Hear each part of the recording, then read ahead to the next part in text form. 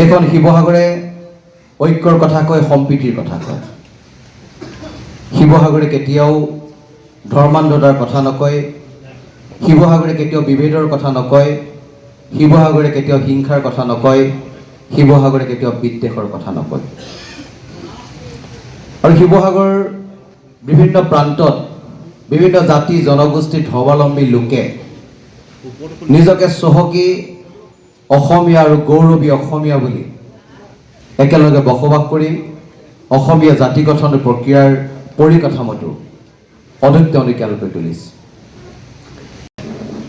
বিভিন্ন কাৰকে ক্ৰিয়া কৰি অসমীয়া জাতীয় জীৱনৰ যিটো পৰিকাঠামো, সেই কাঠামোটোক থুনুকা কৰিবলৈ প্ৰয়াস কৰিছে।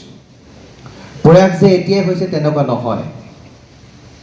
বিভিন্ন সময়ত বিভিন্ন ক্ষেত্ৰত অসমীয়া জাতি গঠন প্ৰক্ৰিয়াৰ যিটো পৰিকাঠামো সেইটো আৰু অসমীয়া জাতীয়তাবাদৰ যিটো স্বৰ্ণীল আৰু বৰ্ণিল ইতিহাস, সেই ইতিহাসটোক শেষ কৰি অসমীয়া জাতীয় জীৱন, অসমীয়া জনজীৱন, অসমীয়া সমাজ জীৱনৰ লগত জড়িত প্ৰতিজনী ব্যক্তিকে ভাগ ভাগ কৰি চকু চৰহাই এইখন অসমত এটা বেলেগ এটা বিষবাষ্প বিয়পাবলৈ চিন্তা নকৰা নহয়।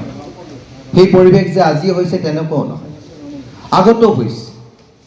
কিন্তু অসমীয়া মানুহখিনি ইমান সুচাৰ আৰু অসমীয়া মানুহখিনিয়ে অসমীয়া হিচাপে জীয়াই থকাৰ অসমীয়াৰ যিটো গৌৰৱ, অসমীয়াৰ যিটো ইতিহাস, অসমীয়াৰ যিটো তেজাল যি ৰূপ, সেই তেজাল ৰূপ আৰু ইতিহাসৰ কাৰণে বহুতো ব্যক্তি ইয়াত থমকি ৰ'বলগীয়া হৈছে আৰু বহুতে ভাবিবলৈ বাধ্য হৈছে যে অসমীয়া জাতিৰ যিটো কাঠামো, অসমীয়া জাতিৰ যিটো গঠন প্ৰক্ৰিয়া,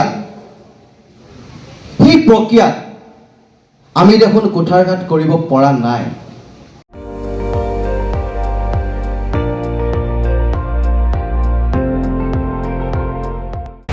আপুনি চাই আছে ND24, সৰ্বশ্ৰেষ্ঠ নহয় সৰ্বোত্তমৰ দৌৰ।